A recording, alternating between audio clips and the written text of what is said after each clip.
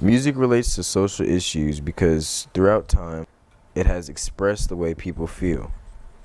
For this documentary, I traveled to my uncle's house, who is a music producer out of Charlotte, North Carolina, that has firsthand experience with the music industry.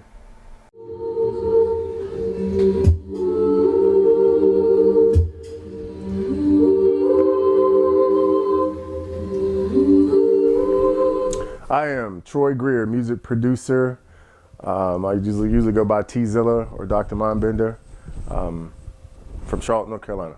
I was inspired at an early age. I was about 9 years old. My sister bought me my first Eric B. and Rakim tape. The music production was what caught my ear, and that's what gravitated me to getting into production.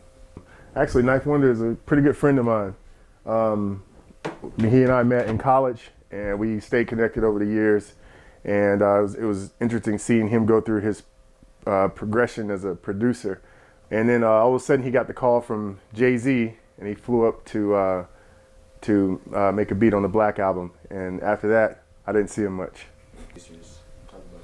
Yeah, so a friend of mine, Ellen Japanese, he and I found a local hip hop spot in Chapel Hill. It was just a bar, and it had a stage. So we decided to turn it into a local karaoke or hip hop night on Wednesdays. And this is one of the other venues that we had that allowed people to come in. If you were good, if you were bad, didn't matter. You just still could come and practice your art. We had breakdancing, we had DJs, we had singers, we had talent shows, and we also had Knife Wonder's group, Little Brother. And that's where they started their first performances.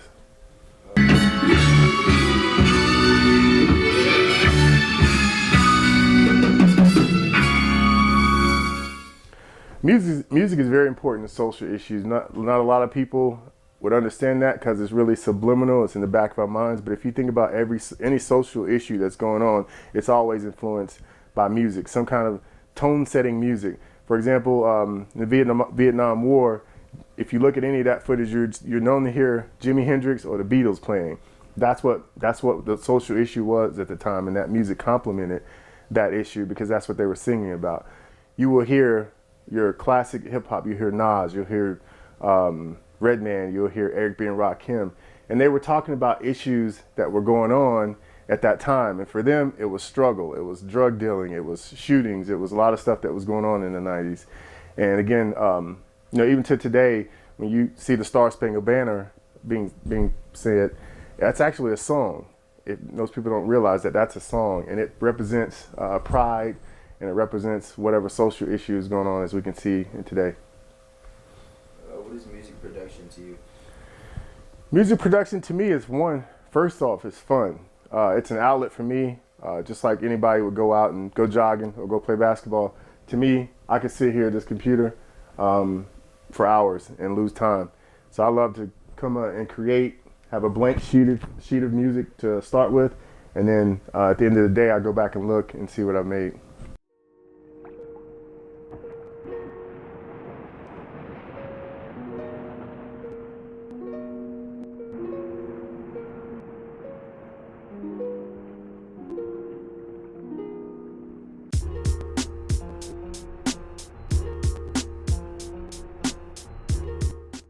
Young music producers starting out, don't get caught up on the latest and the greatest. I know trap music is really hot right now. I say that's good if you're able to do that, but experiment. Pick up a guitar, pick up a keyboard, try to make some house music, try to make something different, because to be a producer, you will have to make music for Miley Cyrus. You will have to make music for Gucci Mane. And if you're able to do all of that and be able to stretch your genre, you'll be good as a producer. What happens with music is two parts. We fall in love with the artist, but subliminally, we're falling in love with their music, meaning if there was no beat, no production, you wouldn't get the feeling that the artist is trying to portray.